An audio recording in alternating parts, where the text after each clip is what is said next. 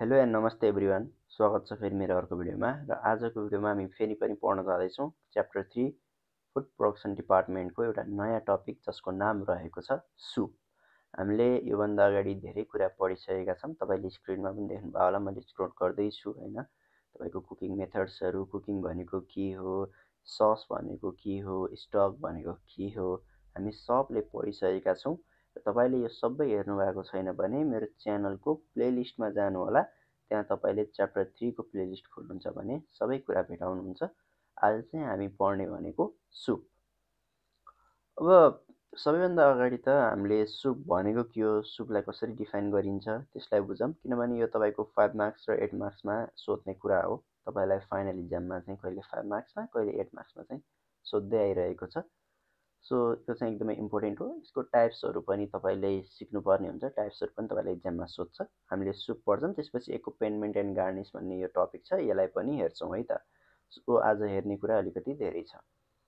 सबैभन्दा अगाडि त डेफिनेसनलाई नै हेरौँ। अब सुप भन्ने बित्तिकै हामी सबले के बुझ्नु पर्यो भनेपछि यो भनेको एउटा न्युट्रिटिभ लिक्विड हो अथवा एउटा न्युट्रिसनले भरिपूर्ण भएको एउटा लिक्विड हो, जुन चाहिँ हामीले मिट, फिस, सी फुड, सिडलिज, भेजिटेबल्सहरूबाट के गर्ने गर्छौँ त बनाउने गर्छौँ। एकदमै सजिलो छ, सिम्पल पनि छ होइन। सुप भनेको के हो त, न्युट्रिटिभ लिक्विड हो अथवा इन सिम्पल न्युट्रिसनले भरिपूर्ण भएको एउटा लिक्विड हो, जुन चाहिँ हाम्रो मिट, सीफुड, भेजिटेबल, सिडलिजहरूबाट के हुन्छ त बन्ने गर्छ। एकदमै सजिलो। अब इङ्ग्लिसमा चाहिँ मैले यहाँ देखाइदिएकै छु। Soup is a wholesome nutritive liquid made from meat, seafood, seedlings and vegetables. अब यो चाहिँ छोटो डेफिनेसन भयो। इक्जाममा अलिकति लामो डेफिनेसन लेख्न मन छ भने तपाईँलाई यो लेख्न सक्नुहुन्छ है त। अब सुप एउटा लिक्विड डिस हो होइन, लिक्विड बेस्ड डिस हो, जसलाई बनाउनको लागि चाहिँ हामीले डिफ्रेन्ट इन्ग्रिडियन्ट्सहरूलाई एकै ठाउँ कम्बाइन गर्छौँ। जस्तै कि हाम्रो मिट, भेजिटेबल्स, ग्रेन्स, सिजनिङ होइन, यिनीहरूलाई चाहिँ वाटर अथवा मिल्क, ब्रोथ वाटरमा चाहिँ कम्बाइन गरेर मिक्स गरेर एउटा लिक्विड बेस्ड डिस हामीले बनाउँछौँ भने त्यसलाई नै हामीले सुप भन्छौँ। अब इङ्ग्लिसमा भन्नु पऱ्यो भने soup is a liquid based dish typically made by combining ingredients such as meat, vegetables, grains and seasoning in a broth, water or milk. एकदमै सजिलो डेफिनेसन छ। आई होप तपाईँले सुपको डेफिनेसन बुझ्नुभयो। अब यसपछि अब 5 मार्क्स 8 मार्क्समा सोध्ने भएको हुनाले यति लेखेर भएन। अब यसपछि अलिकति एक्सप्लेन गर्नुपर्छ तपाईँले सुपको बारेमा चाहिँ। एक्सप्लेन गर्नको लागि अब तपाईँले लेख्न सक्नुहुन्छ। सुप चाहिँ तपाईँको फ्रेन्च क्लासिकल मेनुको आधारमा एज अ सेकेन्ड कोर्स हामीले सर्भ गर्छौँ, जसलाई हामीले पोटास पनि भन्छौँ। एउटा राम्रो सुपको बेस भनेको एउटा राम्रो स्टक हो भनेर पनि लेख्न सक्नुहुन्छ, अथवा stock is the foundation of all good soup. एउटा राम्रो सुपको फाउन्डेसन भनेकै एउटा स्टक हो भनेर पनि तपाईँले लेख्न सक्नुहुन्छ। अनि सुपलाई सर्भ गर्दाखेरि हामीले तातो, चिसो जस्तो पनि हामीले सर्भ गर्न सक्छौँ। यसलाई पकाउने बेला हामीले लो हिट अथवा मिडियम हिटमा चाहिँ पकाउनु पर्ने हुन्छ, जसले गर्दा यसको फ्लेभर मजाले एक्सट्र्याक्ट हुन्छ र एउटा डिजायर कन्सिस्टेन्सीमा आउँछ भनेर हामीले यसरी चाहिँ सुपलाई अलिकति बढी एक्सप्लेन गर्न सक्छौँ है त। यसपछि हामी टाइप्समा जान्छौँ। अब टाइप्स अफ सुपमा तपाईँको 3टा छ, थिन, थिक र मल्टिनेसनल। थिन भनेको के हो, थिक भनेको के हो र मल्टिनेसनल भनेको के हो, अब हामी त्यसलाई बुझौँ।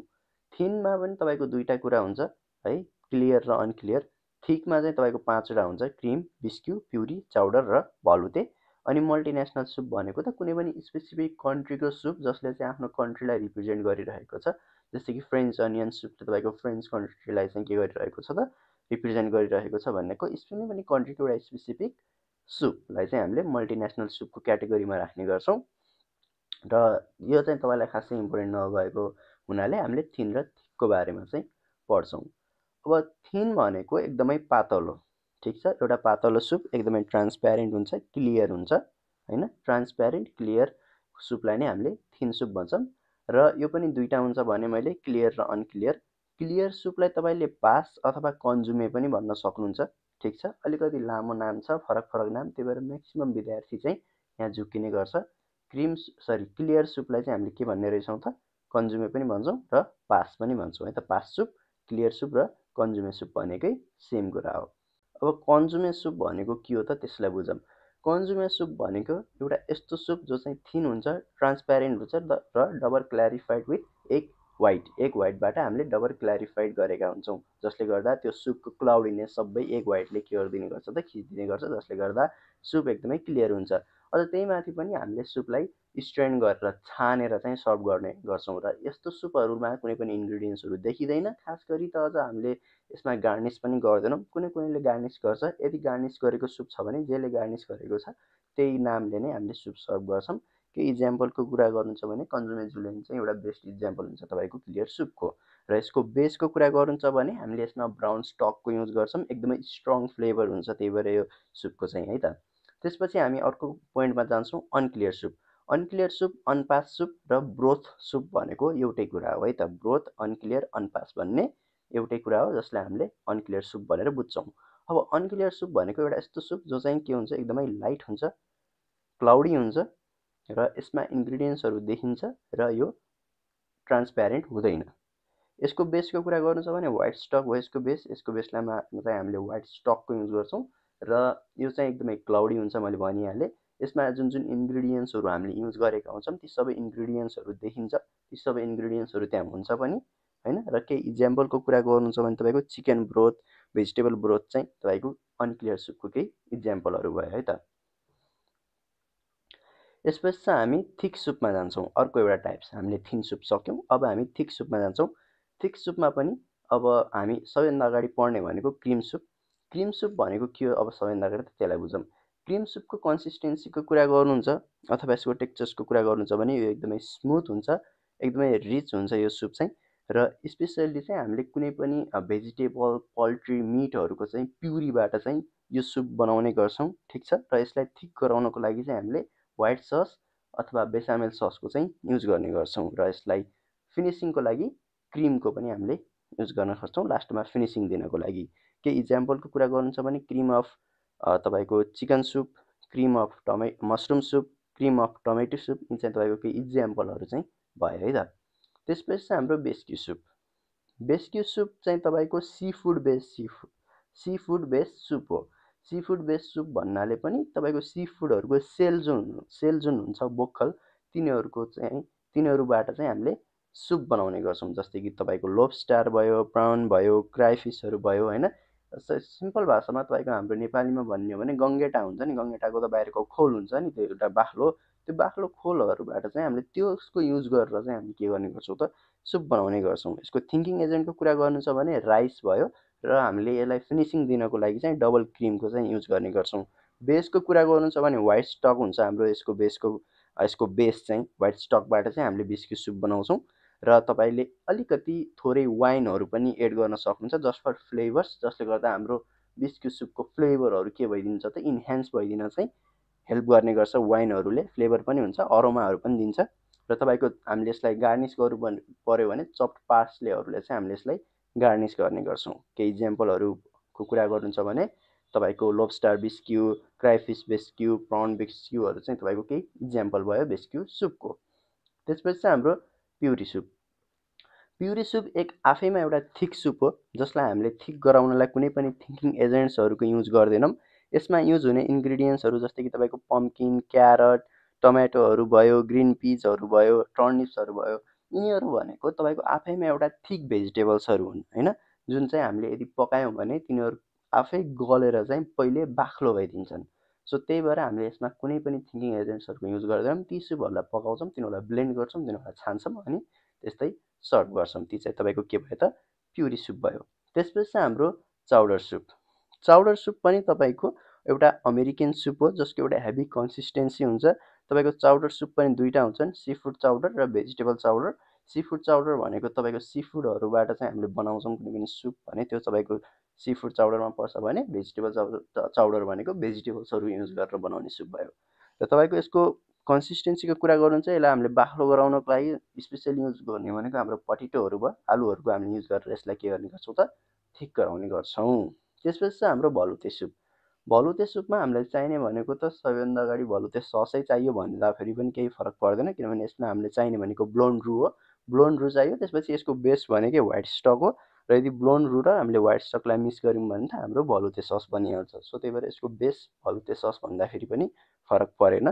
र यसको टेक्सचर्सको कुरा गर्नुहुन्छ भने यो एकदमै क्रिमी हुन्छ, केही इक्जाम्पलको कुरा गर्ने हो भने तपाईँको भलुते चिकन, भलुते मसरुम, यी चाहिँ तपाईँको केही इक्जाम्पलहरू चाहिँ भयो भलुते सुपको।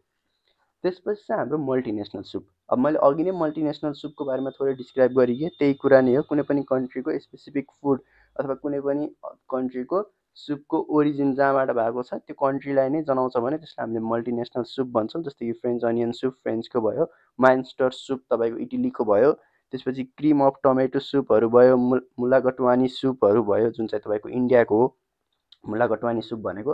सो यी सुपहरू जुन चाहिँ तपाईँको कन्ट्रीलाई रिप्रेजेन्ट गरिरहेको छ त्यसलाई चाहिँ हामीले मल्टिनेसनल सुपको क्याटेगोरीमा चाहिँ के गर्ने गर्छौँ त राख्ने गर्छौँ। त्यसपछि चाहिँ हाम्रो अर्को पोइन्ट एक्कोम्पेनिमेन्ट एन्ड गार्निस। अब यो नयाँ टपिक हो किनभने हामीले सुप त सकिसक्यौँ। सुप भनेको के हो, सुपको टाइप्स के हो हामी सबले पढेर सकिहाल्यौँ। अब हामी एउटा नयाँ टपिकमा जान्छौँ, एक्कोम्पेनिमेन्ट एन्ड गार्निस।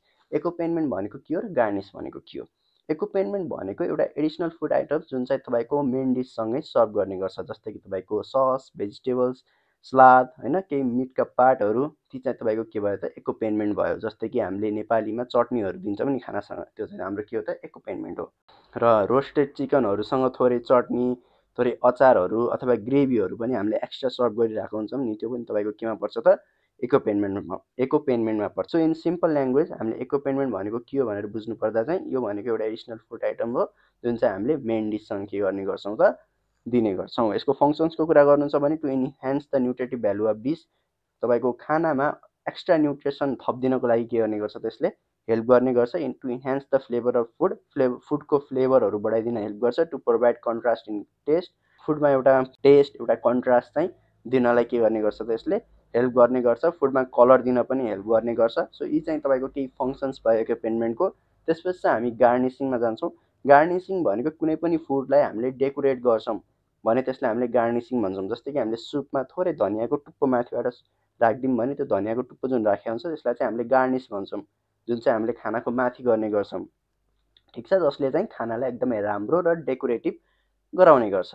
र यसको टाइप्सको कुरा गर्नु छ भने यो पनि दुईवटा टाइप्सको छ, प्लेन र कम्पाउन्ड। प्लेन भनेको कुनै पनि एउटा सिङ्गल इन्ग्रिडियन्ट्सको युज गरेर चाहिँ हामीले गार्निस गर्छौँ भने त्यो तपाईँको के भयो त प्लेन अथवा सिम्पल गार्निस भयो। त्यसपछि कम्पाउन्ड गार्निस भनेको छ कुनै पनि यस्तो फुड आइटम्सहरू जसलाई चाहिँ हामीले एउटाभन्दा दुईवटा इन्ग्रिडियन्ट्सहरूको युज गरेर गार्निस गरिरहेका छौँ, त्यसलाई डेकोरेट गरिरहेका छौँ भने त्यसलाई हामीले कम्पाउन्ड गार्निसमा चाहिँ राख्ने गर्छौँ।